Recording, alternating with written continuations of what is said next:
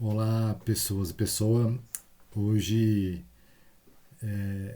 eu queria falar um pouco sobre a relação de modelos sociais, vamos dizer assim, é, e a ideia de Estado, né? Então, nós temos críticas diferentes ao Estado, né? A gente vê, por exemplo, que uma pessoa que tem uma linha de defesa do sistema capitalista ou acredita que ele é um dos melhores modelos, tem críticas ao Estado. E, e quando a gente olha também para teorias, enfim, quando a gente olha a teoria, por exemplo, do comunismo, do socialismo, do anarquismo, todas elas têm críticas ao Estado também. Entretanto, às vezes parece um pouco difícil entender qual que é a diferença dessas críticas, e é mais ou menos nisso que eu quero trabalhar hoje. Então, a parte mais curiosa é que hoje, quando a gente fala de socialismo, comunismo, muitas pessoas entendem automaticamente que é uma defesa do Estado. Ou seja, que uma pessoa socialista comunista ela quer um Estado grande, um Estado forte, e cuja ideia é essa, um Estado que controla tudo na sua vida, um Estado que faz todas as funções. Né? E não é isso, na verdade. Né? Na verdade, é, quase todas as teorias comunistas que são relevantes, vamos dizer assim, têm como meta o fim do Estado, a abolição do Estado. As teorias socialistas, praticamente todas também, mas a gente pode encontrar algumas ali próximo de uma social-democracia, uma coisa assim que não sei se dá até para definir como socialismo, que vão ter uma ideia de permanência de um Estado. Anarquismo também, a abolição do Estado. E, e aí a gente começa a ter um terreno um pouco nebuloso, porque muitas vezes as primeiras críticas à esquerda são justamente quanto ao Estado e esse controle que o Estado tem ou teria. Olha também para alguns regimes que diziam-se socialistas, mas que tinham uma tentativa de ter um aparato estatal super forte. E, e também há uma confusão um pouco da defesa do Estado atual. Então a gente vê, por exemplo, o Noam Chomsky, que é um cara que se autodenomina um anarquista, defendendo o Estado. Então tudo isso parece um pouco confuso, vamos tentar destrinchar isso. Então, a primeira coisa é entender o que é Estado, porque se a gente cita Estado como coisas diferentes, já temos um problema.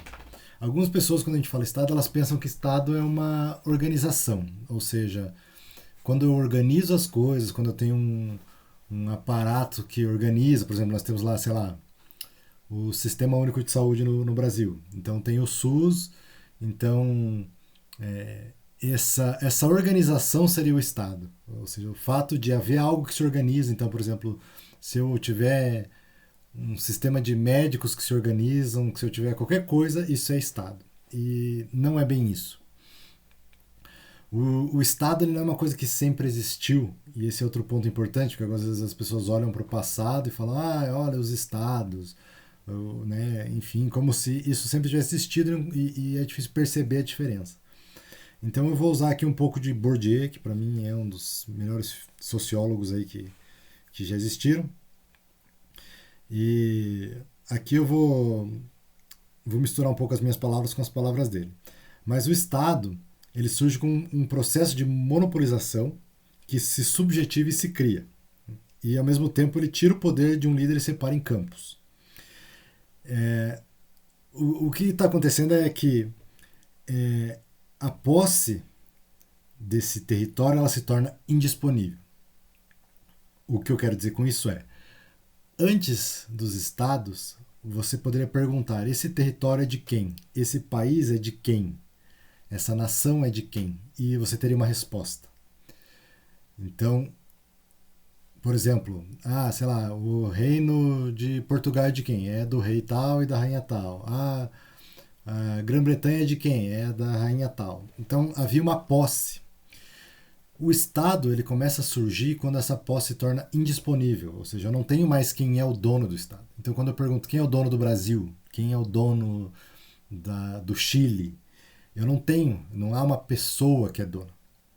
Não há sequer um grupo que é dono. Né? Então, a posse ela se torna indisponível, não há um dono dessas estruturas.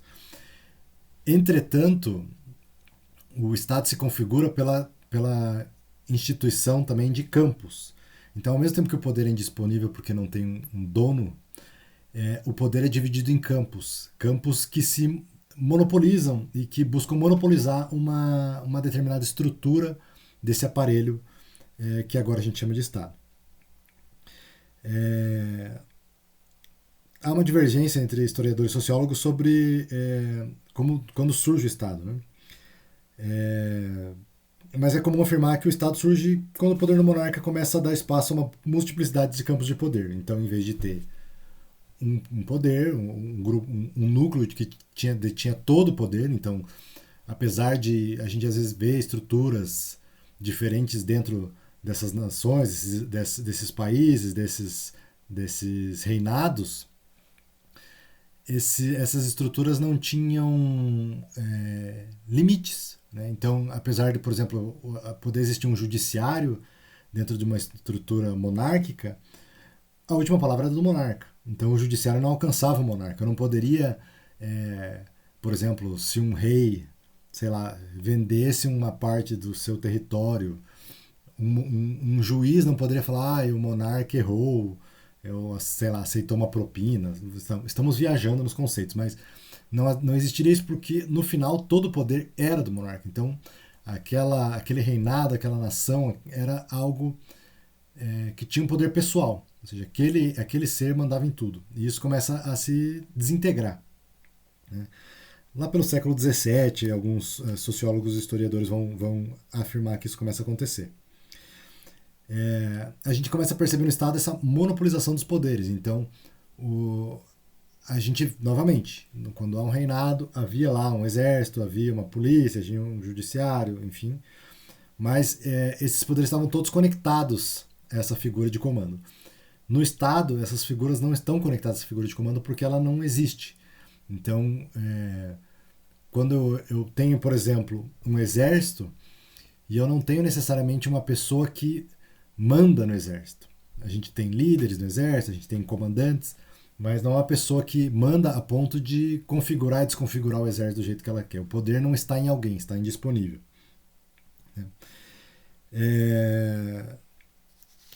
Claro que essa monopolização ela envolve outras coisas também, né, como o território, a língua, né, a própria questão de nacionalismo.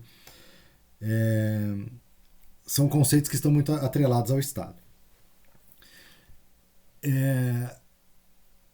Então, o Estado basicamente seria isso. E a crítica que vem ao Estado, justamente a crítica à esquerda, primeiramente, ela vem porque esse poder, mesmo sendo indisponível, ele não é desinteressado.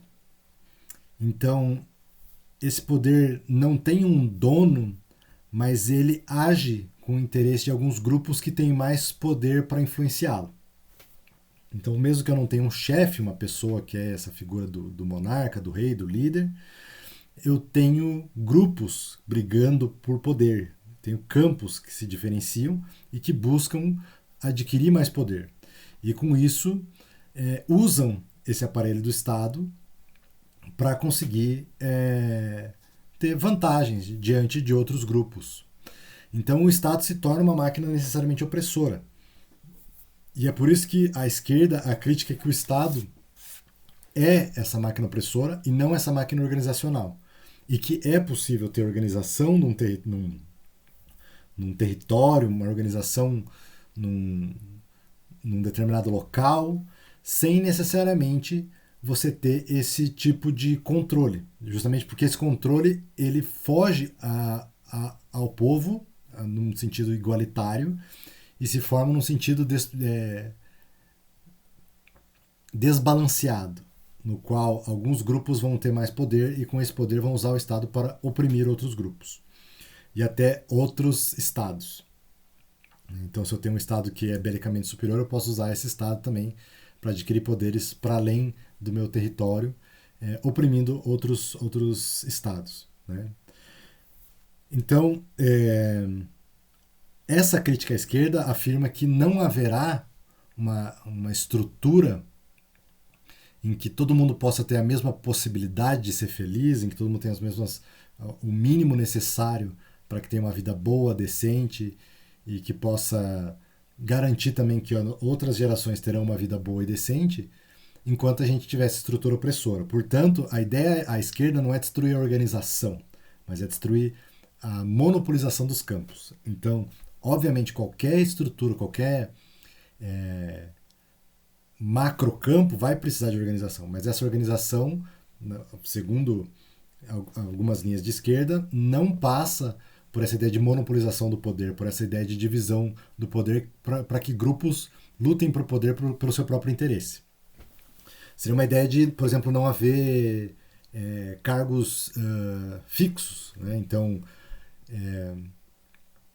dentro dessa estrutura. Então, por exemplo, não haveria a ideia de um político de carreira, vamos dizer assim, porque essa pessoa está buscando uma monopolização do seu poder ou até uma estrutura fixa de Estado por trás dessa estrutura, ou seja, aqueles grupos, por exemplo, como a polícia, como um judiciário, enfim. Seriam estruturas que poderiam existir, mas que não seriam fixas, vamos dizer assim, não seriam estruturas que buscam os seus próprios interesses. Então, todas as pessoas dentro dessa estrutura não estariam interessadas no seu próprio campo para o seu benefício, porque esses campos seriam mais maleáveis do que eles são.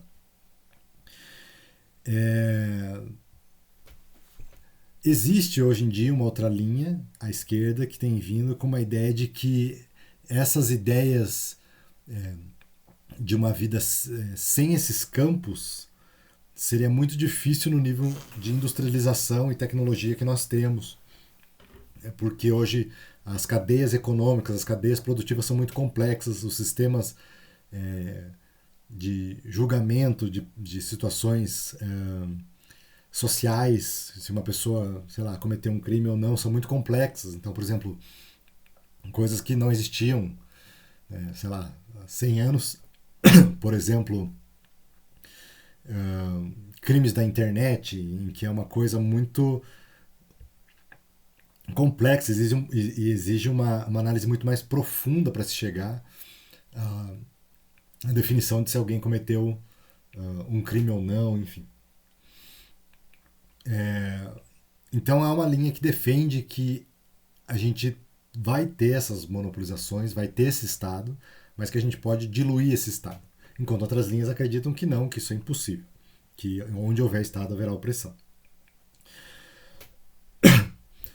Alguém pode se perguntar, tudo bem, beleza, a esquerda é crítica do Estado, então por que muitas vezes parece que a esquerda está defendendo um aumento do Estado, né? E quer bem-estar social para todo mundo, quer renda básica universal, quer SUS, ou seja, quer que o Estado, parece que está querendo que o Estado fique grande, quer aposentadoria, quer garantia caso a pessoa se machuque no trabalho. Por que a esquerda quer esse tipo de coisa se ela é contra o Estado? Só vou pegar uma aguinha aqui, pessoal. Segura. Então, o primeiro ponto é essa ilusão de que organização é igual a Estado. Então, como eu já falei, organização não significa Estado. Então, a luta é pela organização de aparelhos que garantam uma melhor vida para as pessoas. Se, por sua vez, no momento em que nós estamos vivendo, essas melhores estruturas estão conectadas ao aparelho de Estado, nós vamos defender as estruturas e vai parecer que estamos defendendo o Estado, mas o que nós estamos defendendo é essa estrutura. Então eu não posso pensar, beleza, eu quero que todo mundo tenha uma aposentadoria decente, mas eu quero o fim do Estado. Então eu vou esperar a abolição do Estado para daí lutar por esses direitos. Eu quero que a gente tenha uma defesa melhor contra a violência que mulheres sofrem, enfim, que a gente acabe com os feminicídios, mas eu sou contra o Estado, então eu vou esperar o Estado acabar para lutar contra isso. Então não é bem essa a linha. A linha é vamos continuar lutando por melhoria da vida das pessoas no que a gente tem, mas sempre criticando o Estado. E existe uma outra linha também que é a do Noam Chomsky, a do Varoufakis e outros pensadores, que é a seguinte: quando surgem as críticas à esquerda do Estado, por exemplo, com Marx, Bakunin, com Kropotkin e por aí vai, nós estamos num momento histórico diferente no qual o poder do Estado ele era o maior em comparação com o poder que ele estava dando aos capitalistas, que seriam aqueles que detêm os meios de produção, aqueles que são super ricos e que vivem basicamente da extração de recursos e de capital do, do, dos territórios, das nações, dos estados. Na época em que eles escreveram as suas críticas, não havia um supercapitalista que tinha mais dinheiro que muitos países. Havia capitalistas, obviamente, mas o poder deles não era tão grande. Portanto, o principal inimigo naquele momento, ou seja, a principal pessoa que estava gerando essas opressões, aparecia como o Estado. Entretanto, o que nós vivemos hoje é o que o Varoufakis vai falar, que é, por exemplo, quase um feudalismo, um neofeudalismo. É uma ideia de pessoas com tanto dinheiro e poder que elas rivalizam o Estado. Ou seja, a gente teve alguns casos bem parecidos aqui no Brasil e nos Estados Unidos também, com, por exemplo, o Elon Musk, que veio criticar estruturas brasileiras. E, por exemplo, se eu criticar estruturas brasileiras ou qualquer um de nós, isso não teria o impacto que teve com ele, de quase algumas pessoas quererem como se ali um grande líder estivesse falando algo assim que era digno da gente derrubar as estruturas estatais brasileiras. Mas nem é o caso mais grave quando a gente compara, por exemplo, com o caso americano, no qual o Elon Musk agiu diretamente, dando, inclusive, fazendo sorteios de US$ 1 milhão em lugares onde se reuniam pessoas para fazer campanha para o Trump. Assim. Então, agindo diretamente, né? E usando seu poder e influência para isso, praticamente, como alguns dizem, virando presidente dos Estados Unidos por procuração. Então, por isso, hoje, a crítica de